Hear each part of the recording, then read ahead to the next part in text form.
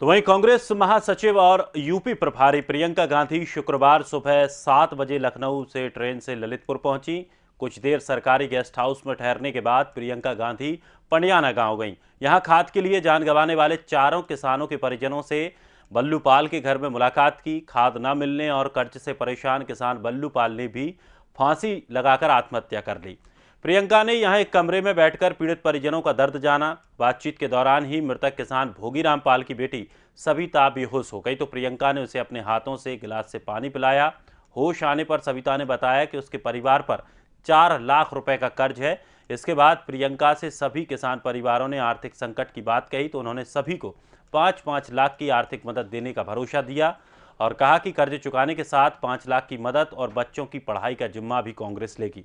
इससे पहले लखीमपुर हिंसा में पीड़ित 4 किसानों के परिवारों को छत्तीसगढ़ और पंजाब सरकार ने 50-50 लाख की मदद दी थी। मुलाकात के बाद प्रियंका गांधी ने कहा कि यह बोरियों में खाद की कम मात्रा दी जा रही है, दाम बढ़ा दिए गए हैं, किसान क्या करेंगे। उनके पास बहुत सारी समस्याएं हैं लेकिन सरकार सुन नहीं रही है। सरकार जानती है कि किसान महीनों से सड़कों पर हैं, उन्हें वाहनों से कुचला जा रहा है। जो ये 4 परिवार हैं, इनमें से 2 लोगों ने आत्महत्या की है और 2 लोग लाइन में खड़े इनकी मृत्यु हुई है। खाद के लिए लाइन में खड़े थे, एक 2 दिन के लिए खड़े थे, 4 दिन के लिए खड़े थे। कहते हैं कि जब लाइन छोड़ते हैं, लाइन छूट जाती है। अगर खाने के लिए घर आए या घर किसी वजह से घर आए तो लाइन छूट जाती है, तो लगातार खड़े रहे। किसी ने, एक जन है जिन्होंने खाना भी नहीं खाया था, तो उनकी खड़े खाद के इंतजार में मृत्यु हो गई। अब एक पूरी सुविधा होती है सरकार की खाद के वितरण के लिए, तो ये तो स्पष्ट है कि ये पूरी तरह से फेल हो गई है। तो फेल क्यों हुई है? क्योंकि जो कालाबाजारी करते हैं वो और अधिकारी और नेता सब साठगांठ कर रहे हैं। और जब आपकी बता रहे थे मुझे कि 1 बोरा मिल रहा है, 2000 के लिए 1 बोरा खरीदने की कोशिश की इन्होंने, ठीक है, तो ये तो कालाबाजारी हुई साफ। दूसरा, जब आपने बोरे से ही चोरी कर रहे हैं, आप खाद की बोरी से चोरी हो रही है। 50 की होती थी पहले, अब 45 की है, तो उसमें कम खाद भी दे रहे हो, खाद का दाम बढ़ा भी रहे हो, तो हमें क्या करेंगे बताओ। अब इनकी इतनी समस्याएं और सरकार सुन नहीं रही है। तो अब इस खबर पर अधिक जानकारी के लिए हमारे संवाददाता घनश्याम चौरसिया हमारे साथ जुड़ गए हैं लखनऊ से। घनश्याम, जिस तरह से प्रियंका गांधी ने ये औचक दौरा किया है, क्या कुछ इसके मायने हैं और किस राजनीतिक गलियारों में क्या कुछ चर्चाएं इस दौरे को लेकर? बिल्कुल, वो उनका प्रोग्राम एक होना है गोरखपुर में, उनका प्रतिज्ञा यात्रा होना है। उसके पहले जिस तरीके से उनको पता चला तो उन्होंने अपने प्रोग्राम को बदला और बदलने के बाद वो सीधे रेल मार्ग से, वो सीधे एक ट्रेन से वो ललितपुर पहुंचती हैं और उन चारों परिवारों को एक जगह लाया जाता है। बबलू पाल जो मृतक होते हैं उनके परिवार वहीं पे, वो चारों जो पीड़ित परिवार है मृतकों के, वो वहीं पे इकट्ठा होता है और वहां पे लोगों से मिलते हैं। वहां पे एक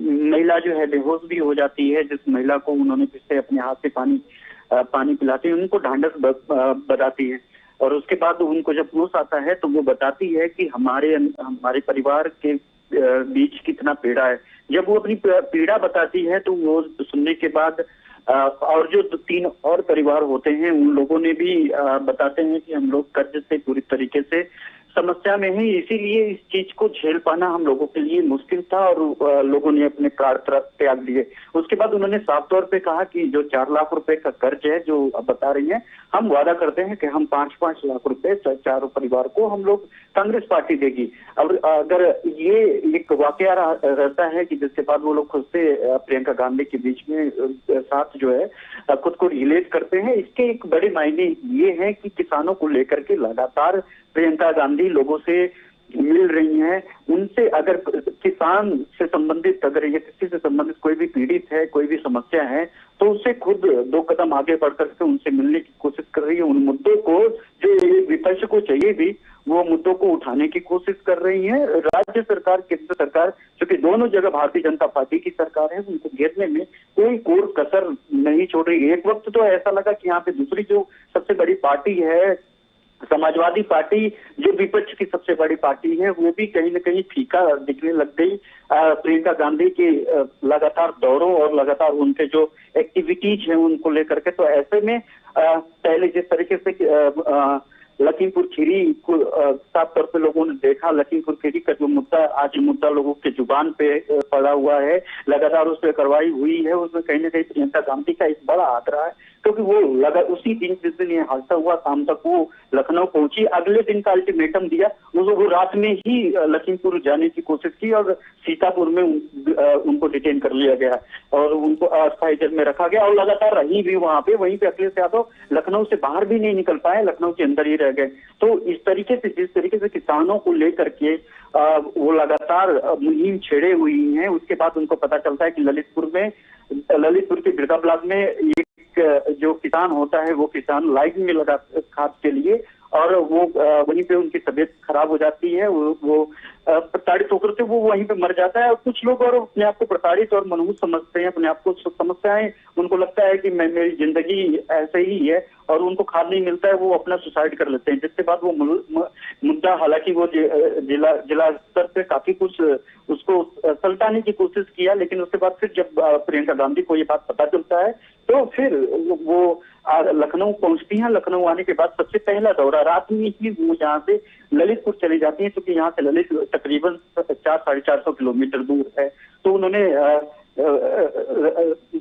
रास्ते से न जाकर के, बाई रोड नहीं जाकर के उन्होंने ट्रेन का माध्यम लिया, क्योंकि यहाँ से रास्ता कुछ ठीक नहीं है ललितपुर के लिए। तो वो ट्रेन से वहां पे पहुंचती हैं, वहां पे काफी भीड़ इकट्ठा होती है और वहां पे फिर से सरकार को घेरने की कोशिश करती है। वो साफ वो मैसेज देने की कोशिश करती है कि खाद के जो रेट लगातार बढ़ रहे हैं, वो जो बोरियों में खाद वो कम, उन्होंने आरोप भी लगाया कि वो कम आ रहे हैं।